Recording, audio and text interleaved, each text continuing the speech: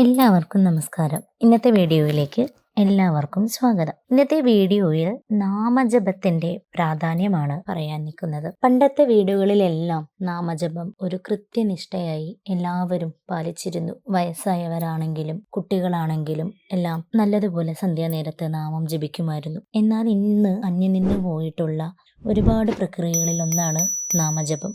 നാമജപം എന്നത് നമ്മുടെ ജീവിതയാത്രയിൽ നമ്മൾ അനുഭവിക്കേണ്ടി വരുന്ന ദുഃഖങ്ങളിൽ നിന്നും ഒരു കവചം പോലെ നമ്മളെ മനുഷ്യർക്ക് പ്രൊട്ടക്ഷൻ നൽകുന്ന ഒരു കാര്യമാണ്. അത് ഏത് മതസ്ഥരാണെങ്കിലും എത്ര വിദ്യാഭ്യാസമുള്ളവരാണെങ്കിലും ഒട്ടും വിദ്യാഭ്യാസമില്ലാത്തവരാണെങ്കിലും പ്രായപരിധി ഒന്നും ഇതിന് ബാധകമല്ല. ആർക്ക് വേണമെങ്കിലും എപ്പോൾ വേണമെങ്കിലും നാമം ജപിക്കാം. എന്നാൽ അത് രാവിലെയും സന്ധ്യാനേരത്തും ചെയ്യുന്നത് കൂടുതൽ ഉത്തമം എന്നേ ഉള്ളൂ. നമ്മുടെ ജീവിതത്തിലെ എല്ലാ പ്രശ്നങ്ങൾക്കും ഒരു പ്രൊട്ടക്ഷൻ ലെയർ എന്നതുപോലെ നമുക്കൊരു ആവരണം എന്നതുപോലെയാണ് നമ്മൾ നാമജപത്തെ കാണേണ്ടത്. നമ്മുടെ ജാതകത്തിലെ പല ഗ്രഹദോഷങ്ങളും നാമജപത്തിലൂടെ മാറിപ്പോകും എന്നുള്ളത് പഴമക്കാർ നമുക്ക് പറഞ്ഞു തന്നിട്ടുണ്ട്. ജാതകത്തില് ലഗ്നം, ധനം തുടങ്ങിയ 12 ഭാവങ്ങളുണ്ട്. ഈ 12 ഭാവങ്ങൾക്കും നാമജപം കൊണ്ട് ശുദ്ധി കൈവരിക്കുന്നതാണ്. അതുപോലെ തന്നെ മനസ്സിന് ശുദ്ധി നൽകുന്നതിനും നാമജപം പോലെ ഫലപ്രദമായ വേറൊരു മാർഗവുമില്ല. നമ്മുടെ മനസ്സ് എപ്പോഴും ഇങ്ങനെ ചാഞ്ചാടിക്കൊണ്ടിരിക്കുന്ന ഒന്നാണ്. അതിനെ ഏറ്റവും കൂടുതൽ കൺട്രോൾ ചെയ്യേണ്ടുന്നത് മറ്റാരേക്കാളും നമ്മുടെ ആവശ്യം തന്നെയാണ്. അങ്ങനെ മനസ്സിനെ കൺട്രോൾ ചെയ്ത് കൊണ്ടുവരാൻ സാധിക്കാത്തവർക്കുള്ള ഏറ്റവും നല്ല മാർഗമാണ് നാമജപവും അതേപോലെ തന്നെ മെഡിറ്റേഷനും. നമ്മുടെ ഉള്ളിലുള്ള ശുദ്ധി, അതായത് ചിത്തശുദ്ധി വരുത്തുവാൻ വേണ്ടി ഏറ്റവും ഫലപ്രദമായിട്ടുള്ളൊരു മാർഗം ഭക്തിപൂർവമുള്ള നാമജപമാണ്. ഭക്തിപൂർവമുള്ള നാമജപം എന്ന് ഞാൻ എടുത്തു പറഞ്ഞത്, പലരും നാമം ജപിക്കാറുണ്ട്. പക്ഷെ നാമം ജപിക്കുന്നതിനിടയിൽ സീരിയലിലേക്ക് കണ്ണുകളും മനസ്സും പോവും, അല്ലെങ്കിൽ വീട്ടിലുള്ള കുക്കറിലേക്ക്, അടുക്കളയിലേക്ക്, കുട്ടികളിലേക്ക് എന്ന് തുടങ്ങി പല ദിശകളിലും നമ്മുടെ മനസ്സും കണ്ണുകളും ചിന്തയും ചെവിയും എല്ലാം സഞ്ചരിച്ചു കൊണ്ടിരിക്കും. അങ്ങനെയല്ല നമ്മൾ നാമം ജപിക്കേണ്ടത്. ഭക്തിപൂർവമാണ്. ഭക്തിപൂർവം എന്ന് പറയുമ്പോൾ ഒന്നും ആവശ്യപ്പെട്ടുകൊണ്ട് നമ്മൾ നാമം ജപിക്കാതിരിക്കുക. ദൈവത്തിലേക്ക് എല്ലാം അർപ്പിച്ചുകൊണ്ട് ആദ്യം തന്നെ നാമം ജപിക്കാനിരിക്കുമ്പോൾ നമുക്ക് എന്തെല്ലാമാണോ ഇല്ലാത്തത് അതെല്ലാം നമുക്ക് കിട്ടിക്കഴിഞ്ഞതായി നമ്മൾ വിഷ്വലൈസ് ചെയ്യുക. വിഷ്വലൈസ് ചെയ്തതിന് ശേഷം ഭഗവാന് അതിനെല്ലാം നന്ദി പറഞ്ഞുകൊണ്ട് നമുക്ക് ഈ ഒരു സമാധാനപരമായിട്ടുള്ള അന്തരീക്ഷം തന്നതിന്, നല്ല സന്തുഷ്ടമായ കുടുംബം തന്നതിന്, വൈകല്യങ്ങളില്ലാത്ത ആരോഗ്യം നമുക്ക് തന്നതിന് എല്ലാറ്റിനും നന്ദി പറഞ്ഞുകൊണ്ട് മുഴുവനായും മന്ത്രോച്ചാരണത്തിൽ മാത്രം ശ്രദ്ധിക്കുക. ഭഗവാന്റെ ആ ഒരു രൂപത്തിലേക്ക് മാത്രം ശ്രദ്ധിച്ചുകൊണ്ട് ഒന്നും ആവശ്യപ്പെടാതെ വേണം നമ്മൾ നാമം ജപിക്കാനായിട്ട്. അങ്ങനെ നമ്മൾ ചെയ്തെങ്കിൽ മാത്രമേ നമുക്ക് ഇതിനൊരു ഫലം ലഭിക്കുകയുള്ളൂ. നിരന്തരമായി നമ്മൾ നാമം ജപിച്ചുകൊണ്ടേയിരിക്കുന്ന നേരത്ത് നമ്മുടെ മനസ്സ് അത്രത്തോളം നിർമ്മലമാകും. അവിടെ ഈശ്വര ചൈതന്യം ഉണരുകയും ചെയ്യും. അതായത് നമ്മൾ പോസിറ്റീവ് എനർജിയിലോട്ട് മാറും. ഇങ്ങനെയെല്ലാം ചെയ്യുമ്പോൾ നമ്മൾ പോസിറ്റിവിറ്റിയിലോട്ട് നമ്മൾ പോലും അറിയാതെ ഉയരും. ആ പോസിറ്റിവിറ്റിയിലോട്ട് ഉയരുമ്പോൾ നമുക്ക് ആന്തരികമായ സന്തോഷവും സമാധാനവും ഐക്യവും ശാന്തിയും സ്വസ്ഥതയും എല്ലാം നമുക്ക് ലഭിക്കുക തന്നെ ചെയ്യും. അപ്പം നിരന്തരമായിട്ട് നമ്മൾ ഇന്ന് നാമം ചൊല്ലി നാളെ നമ്മൾ ചൊല്ലിയില്ല, മറ്റന്നാൾ ചൊല്ലി, അങ്ങനെ ഒരിക്കലും ചെയ്യരുത്.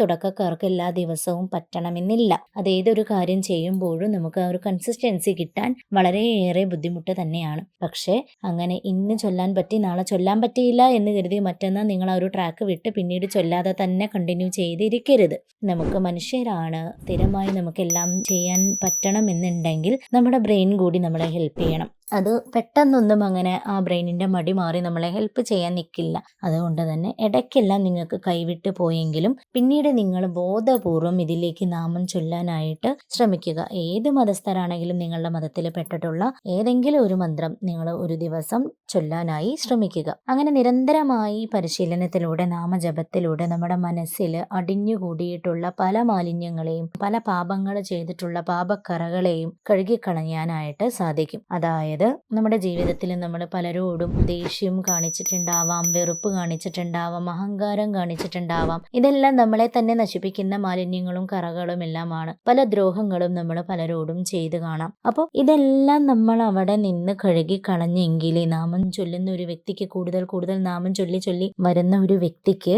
മനസ്സ് നിർമ്മലമാവുന്നു. അതായത് പരിപൂർണമായി എല്ലാവരോടും പൊറുക്കുവാനും ക്ഷമിക്കുവാനും എല്ലാറ്റിനും സാധിക്കുന്നു. ഒരു മനുഷ്യനോട് ഒരു വിദ്വേഷം അങ്ങനെയുള്ളൊരു വ്യക്തിയുടെ മനസ്സിൽ വരില്ല.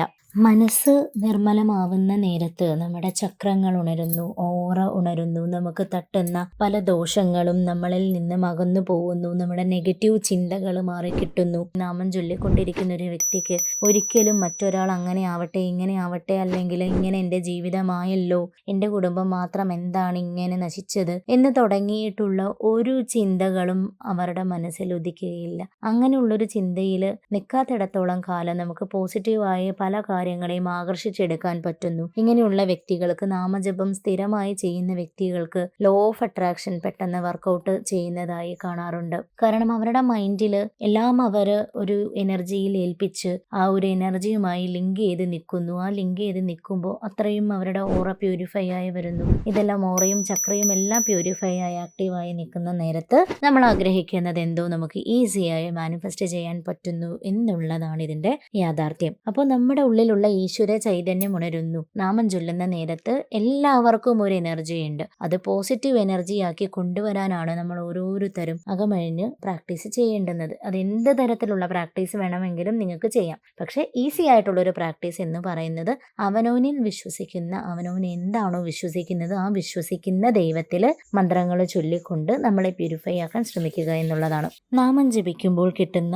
മറ്റൊരു ഗുണം എന്തെന്നാൽ നമുക്ക് ഭൗതിക ദുഃഖങ്ങളിൽ നിന്നുള്ള മോചനം എന്നുള്ളതാണ്. ഭൗതികപരമായി, അതായത് നമ്മളെല്ലാവരും മനുഷ്യരായതുകൊണ്ട് തന്നെ നമുക്ക് പല പല ദുഃഖങ്ങളും പലയിടങ്ങളിൽ നിന്നും കിട്ടാറുണ്ട്. ഒരു ദിവസത്തിൽ തന്നെ നമ്മുടെ മനസ്സ് ഒരിക്കലെങ്കിലും വേദനിക്കാറുണ്ട്. അങ്ങനെയുള്ള ദുഃഖങ്ങളിൽ നിന്ന് നമുക്ക് മോചനം കിട്ടുന്നു എന്നുള്ളതാണ്. ഒരുപാട് ആഗ്രഹങ്ങളുള്ള ഒരു വ്യക്തിയാണെങ്കിൽ, അതായത് അത്യാഗ്രഹങ്ങളുള്ള വ്യക്തിയാണ് എന്നുണ്ടെങ്കിൽ അവരുടെ അത്യാഗ്രഹങ്ങളെല്ലാം കുറഞ്ഞു വരുന്നതായും അവർ ആത്മീയമായിട്ട് ഉയരുന്നതായും എല്ലാം കാണാറുണ്ട്. അപ്പോൾ ആത്മീയ ഉന്നതിക്ക് വേണ്ടിയും ഭൗതിക ദുഃഖങ്ങളിൽ നിന്നുള്ള മോചനത്തിന് വേണ്ടിയും നിങ്ങൾക്ക് നാമജപത്തെ ആശ്രയിക്കാവുന്നതാണ്.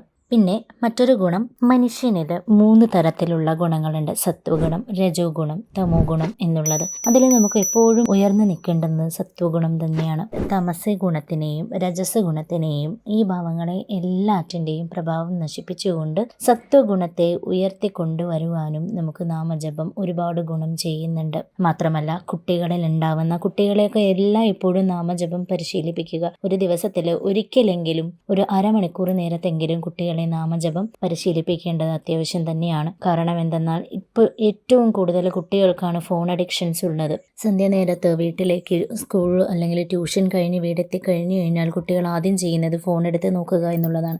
ഈ ഒരു പ്രവണത ഈ കുട്ടികൾക്ക് ഒരു 30 സെക്കൻഡ് റീൽ കാണുന്നതോട് കൂടിയിട്ട് അവരുടെ മൈൻഡ് ആ ഒരു റീലിൻ്റെ വേഗതയിൽ സഞ്ചരിക്കുന്നു എന്നുള്ളതാണ്. കാർട്ടൂൺ ആണെന്നുണ്ടെങ്കിൽ അതിൻ്റെ ക്യാരക്ടേഴ്സ് അവരെ സ്വാധീനിക്കുന്നു എന്നുള്ളതാണ്.